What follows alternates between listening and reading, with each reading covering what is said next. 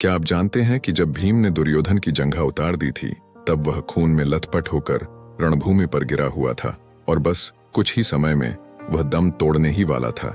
लेकिन तब भूमि पर गिरे हुए ही उसने श्री कृष्ण की ओर देखते हुए अपने हाथ की 3 अंगुलियों को बार बार उठाकर कुछ बताने का प्रयास किया। पीड़ा के कारण उसके मुंह से आवाज धीमी धीमी ही निकल रही थी। ऐसे में श्री कृष्ण उसके पास गए और कहने लगे कि क्या तुम कुछ कहना चाहते हो?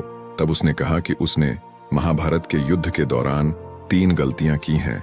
इन्हीं गलतियों के कारण वह युद्ध नहीं जीत सका और उसका यह हाल हुआ है।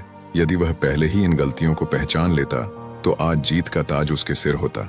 श्री कृष्ण ने सहजता से दुर्योधन से उसकी उन 3 गलतियों के बारे में पूछा तो उसने बताया। पहली गलती यह थी कि उसने स्वयं नारायण के स्थान पर उनकी नारायणी सेना को चुना। यदि नारायण युद्ध में कौरवों के पक्ष में होते तो आज परिणाम कुछ और ही होता। दूसरी गलती उसने यह बताई कि अपनी माता के लाख कहने पर भी वह उनके सामने पेड़ के पत्तों से बना लंगोट पहन कर गया। यदि वह नग्नावस्था में जाता तो आज उसे कोई भी योद्धा परास्त नहीं कर सकता था। तीसरी और अंतिम गलती उसने की थी, वो थी युद्ध में आखिर में जाने की भूल। यदि वह पहले ही जाता तो कई बातों को समझ सकता था और शायद उसके भाई और मित्रों की जान बच जाती। श्री कृष्ण ने विनम्रता से दुर्योधन की यह सारी बात सुनी।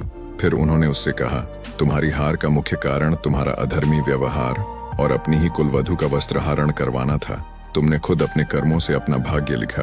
श्री कृष्ण के कहने का तात्पर्य यह था कि तुम अपनी इन 3 गलतियों के कारण नहीं हारे, बल्कि तुम अधर्मी हो इसलिए हारे।